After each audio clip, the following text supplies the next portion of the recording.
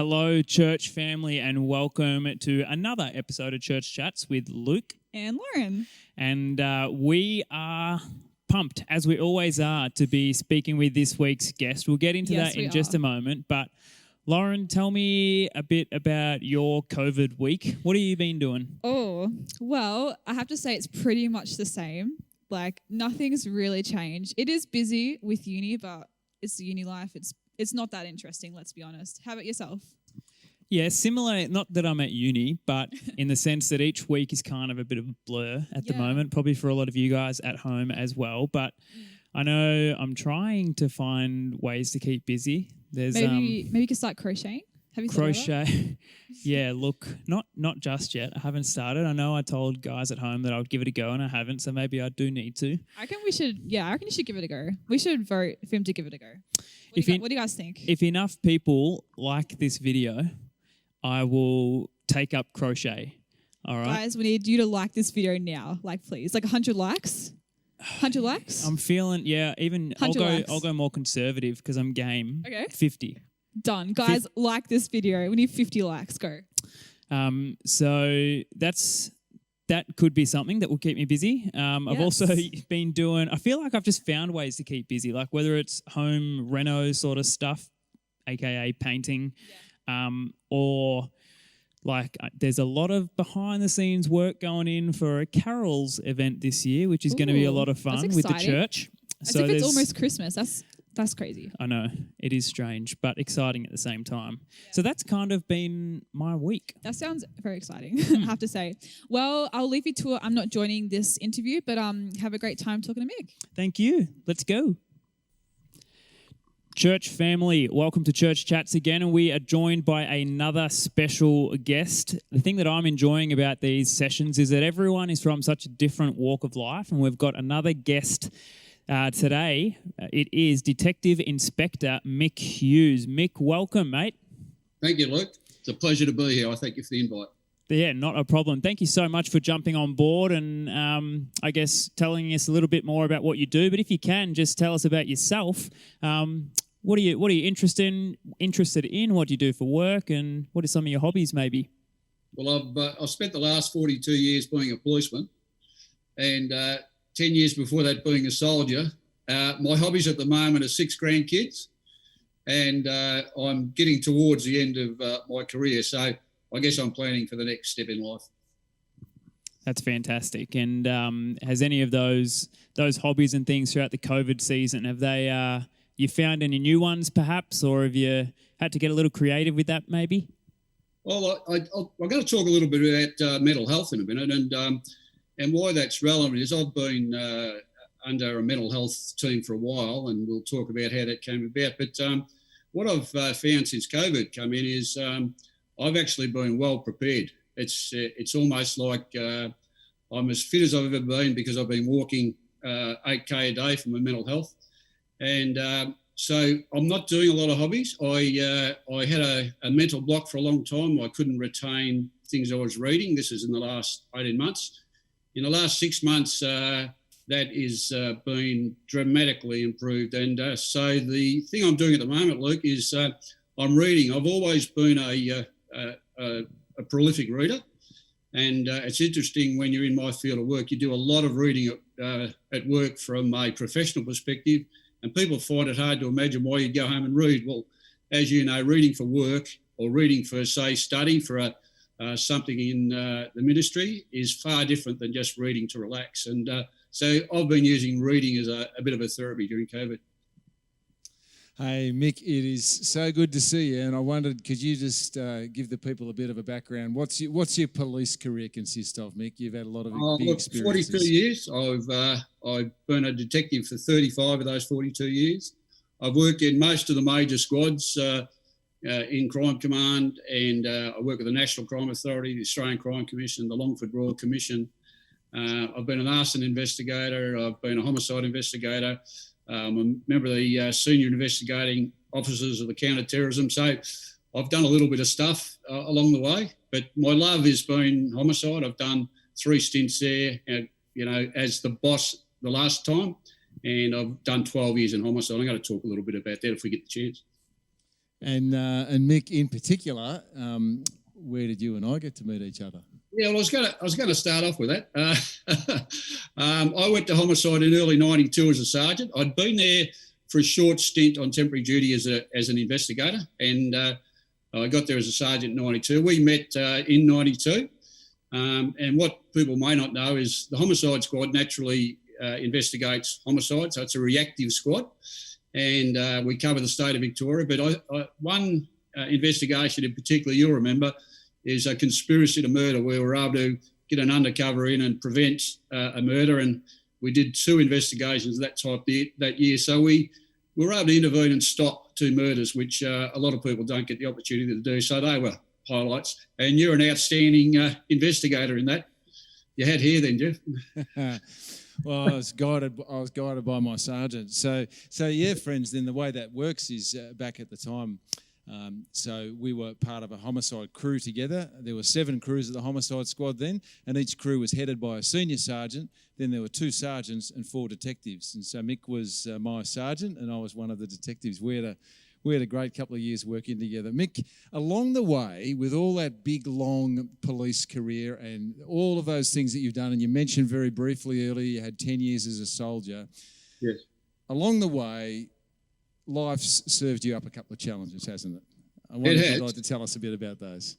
Yeah, look, I've dodged more bullets than you can think of. I spent 10 years in the army, and something I've told Jeff before, something that set me up for life, but I didn't realise at the time. I was training as a young 17, 18-year-old to go overseas to Vietnam, and we were up at Canungra, and we were doing Lever's Plateau, which is it's a Heartbreak Hill, if anyone knows what that is, and I'm sure people in the audience will. And it's a hill with many horizons. So the whole purpose of the training is to break you and to see when you'll stop on that climb. And I was lucky enough to be with a guy, I'm going to call him Pop. He told me he was 42. I worked out later he could only have been a minimum of 43, because to be the age he was, he would have had to have been 20 when the Second World War ended, because he told me not only was he a Second World War veteran, he was a Korean veteran, a Malayan veteran, a Borneo veteran. So this was a man that you listened to. He'd come back into the army and was also getting ready to go overseas. So as we got off the trucks, I was packing up my gear, and I said, Pop, what's the trick to this hill? And he said, put your head down. He said, don't let the mountain or the instructors fool you. You'll know when you get to the top. And I put my head down and I just kept walking until I got there. And when you hit those false crests, you think this is it.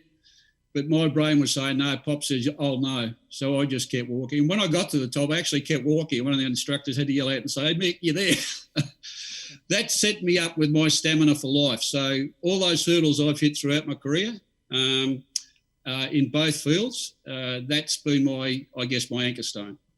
Yeah, and Mick, that story, you did tell me that story, and it's, gee, what is it? I mean, it must be a couple of years ago now that you told me that story. And I've let you know this too.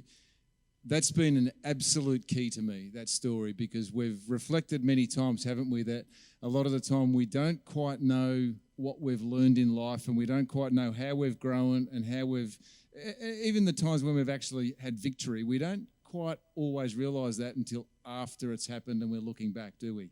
Absolutely, we don't. And I think it's sad for 2 reasons. One, you should be enjoying the moment, which we, as Christians, I hope do. But we do get bogged down in life like everyone else. But it is nice sometimes to just reflect and look on the people that have helped you. I mean, my little journey recently with mental health, I've had a great team around me. And you know me, I always talk about team. There's no I in team. And if you've got people around you that will help you and support you, you're always going to get to that end. Yeah. Mick, you've been part over the years. You've been part of a lot of homicide investigations, and as you said, homicide investigations are not just where one person murders another or a group or whatever. They also include police shootings, fatal police shootings, and they also include those ones that a lot of people don't realise, the ones that you mentioned earlier, and that is stopping murders before they start. So you've been part of a lot of investigations, far too many to talk about over the years, and some of those some very high profile ones as well. And then in particular, for nearly 4 years as the inspector or the boss of the Homicide Squad. And so, like many of you will know, as you see Mick now, his face will be familiar to you because, I mean, when you're the boss of the Homicide Squad, Mick, we would see you on the news once a week or something like that, and talking. And so to do that, it just, I'll tell you guys. Mick might not want to tell you. It means being across an awful lot of information. Awful lot of information, like just boggles the mind how much information you got to be on top of with that. And it's not just for the media, it's for all the detectives that are working for you. And also then you got to be able to give answers very quickly to your bosses upstairs, you know, the high ranks of the police force. And so it's a very, very demanding role, and you're almost constantly on call. So over that time, even if we put aside your stints in the Homicide Squad at lower ranks, what about as the boss for nearly 4 years? Yes. What do you reckon, like, could you estimate how many cases you might have been a part of in that time? I can tell you, when I started my health treatment, one of the things I was asked to do was put together a profile of cases that had significantly impacted on me. Because what I've got is compounded PTSD, and someone described it to me, or one of the doctors did. It's like every time you go to a critical event, that's one, you put it on a bookshelf, and then you just keep doing that, and then one day the bookshelf says, I've had enough, and it falls over. So I had a lot of stamina, I had a lot of resilience, but in the 3.5 years I was at Homicide, you imagine in Victoria we get 55 homicides a year, around that, or it was when I left.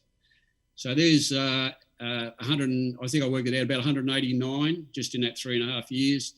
Then we're reviewing cold case homicides and live active homicides, because when you take over, there's still, you know, there might be 100 investigations that are still live. So it's going through all of those. I don't go to every scene. I normally go when I'm asked. The senior sergeant, one of the sergeants will ring me and say, look, could you come out? We've got a media throng here. You have to, as the boss of Homicide, you have to have a relationship with the media. It's important. But you also have to keep in mind, you know, families and relatives of victims and the sensitivity around that. So it is a very challenging role, and I don't want anyone to think that it's because of that role I collapsed. It was 42 years of the hard grind that just wore me down in the end. And Mick, on that, how are you doing now? You told us that the last 6 months have been dramatically better. I'd love you to tell us how you're doing now, because it's not nice hearing compound PTSD and the crash of that last 18 months, but how are you doing now? Oh, look, I'm doing as good. That's why I'm taking a step now, thinking about my future. First 6 months were, I took 6 months long service when I left Homicide, and this is how it can sneak up on you. I knew I was tired. Sue and I went to Spain. We'd always wanted to go. I got sick during the holiday, but I just thought, you know, I'm just worn out. I came back with the full intention of, after the 6 months long service, I'd go back to work, and it didn't quite work out that way. I used to say to people, put a Teflon coat on when you're doing your work, because you can't let this stuff stick to you, but we're human. And the one thing I've found about PTSD sufferers, and I'm talking from my own experience and close friends, is they care. And sometimes that care can have a toll, but would I do it?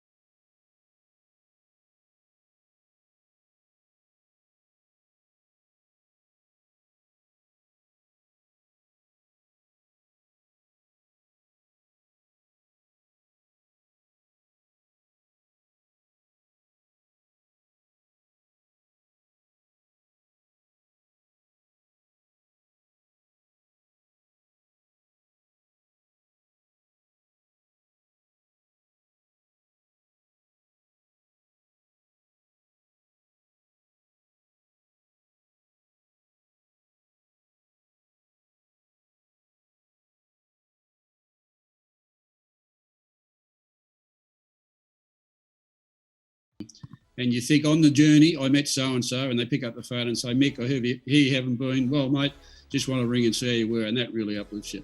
It's just like in our Christian life, mate, sometimes the Lord just reminds us who we are and what our journey is. Yeah, well, look, Mick, thanks so much, and I want you to know too, and I have told you this, I want you to know that, as we've tracked together, and since that, nearly 30 years since we met each other, but since we've tracked together, and in that time, it's been a real inspiration to me. I've learned so much from you, not just about policing, but about life as well. And we've got a lot to go yet. And as we were saying just recently on the phone as well, this is we're just turning over the page now for another chapter in Mick Hughes' life, aren't we? Absolutely. One is coming to an end, the police one, but there's a whole lot that's yet ahead, and God's got a lot of big and good things to do in your life and through your life. So, Mick, thanks for taking the time to chat with us today. We really appreciate it, and look forward to talking to you again soon. My pleasure. Thanks, mate. Thanks, Luke. See you, Mick. Bye-bye. Thank you so much to Detective Inspector Mick Hughes. That was awesome. Super insightful. I feel like I could just rack his brains all day long, and he'd have all sorts of stories to Seriously, but I could not do that job. That is a big commitment. No way, Jose. Absolutely not. Yes, but thank you so much, guys, for watching another episode. Hope you enjoyed it. Hope you got something out of it. And have a great week, and we'll see you next episode.